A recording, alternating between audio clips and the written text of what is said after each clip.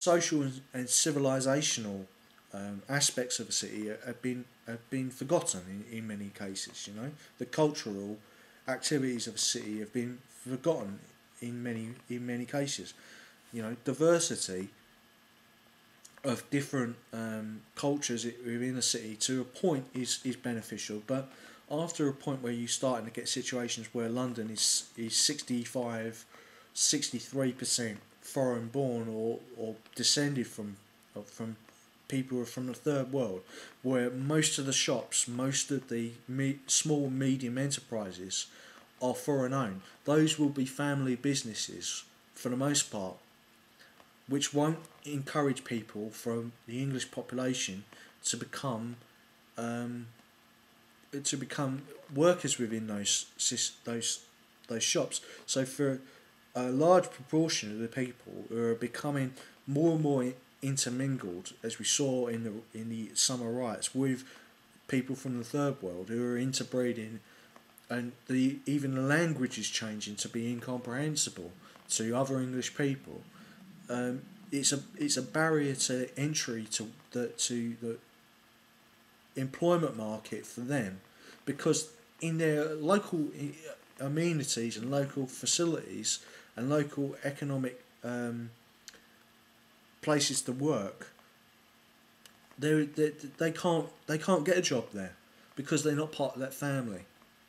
Um, that that is a real problem from immigration that immigration has caused. And so we need to solve this problem, or there won't be an England in the future and there won't be a West, because the people who are coming into Europe and the Western world don't believe in Western values, you know? So we can hope for the best with the East, with the Arab Spring. We need a Western Spring of our own. The Western values may get into Arabian and Islamic culture through the Arab Spring, and maybe cause the Persian Spring and other democratic movements throughout the world. But as we've seen with the Occupy Wall Street movement, which whose solutions I don't completely agree with, but they have a absolute right to express their grievances. Um, we need to start a movement that will support Western civilization's values of Epicureanism, Stoicism. Go check those books out by Lucretius and Epictetus and Marcus Aurelius, to understand where Western philosophies come from and thus politics. And we need to inculcate values and virtues into our youth to value Western civilization, to make progress, and also develop a consensus between pan-European nationalists, pan-Western nationalists, which would of course include the United States Constitutional Movement, and Social Democrats. I think that's the most important point to make, and take on those good ideas from Paul Romer and Steve Keen about the burdening of the debt books and the increase in chartered cities. So in conclusion, we must say, if we use any logic at all, that the death of Western civilization, if it does happen, will automatically be worse for the second and third world as well as the first world, because the third world in particular is dependent on the West for its agricultural production, its agricultural imports, and most of its technology.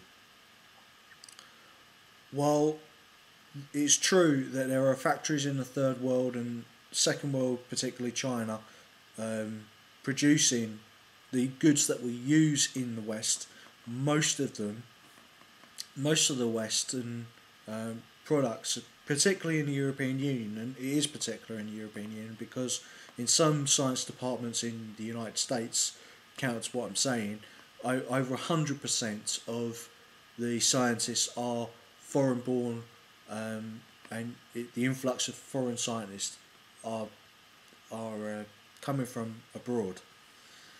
While of course the amount of the quality of Americans coming from the American educational system is competing on levels that are third world. So, but in the case of the European Union, most of the scientists have come through our system, and in England particularly. You take Germany or England, the development of patents and Nobel Prize winners is consistently high, or if not in Germany's case and Scandinavia's case, at the highest level. So if Western civilization falls, it will be the third world and perhaps the second world which would starve to death. So that's why it's not moral for the third worlders to come into our societies and change Western civilization to a third world condition. If you are going to come to our societies, you must integrate, you must learn Western values, and it is up to us in the West to help you do that. But you cannot have, as I said to Niall Ferguson in my question, you cannot have a West without Westerners, and that requires a Nordic, Celtic and Roman majority, a European majority throughout the Western world. Thank you for listening.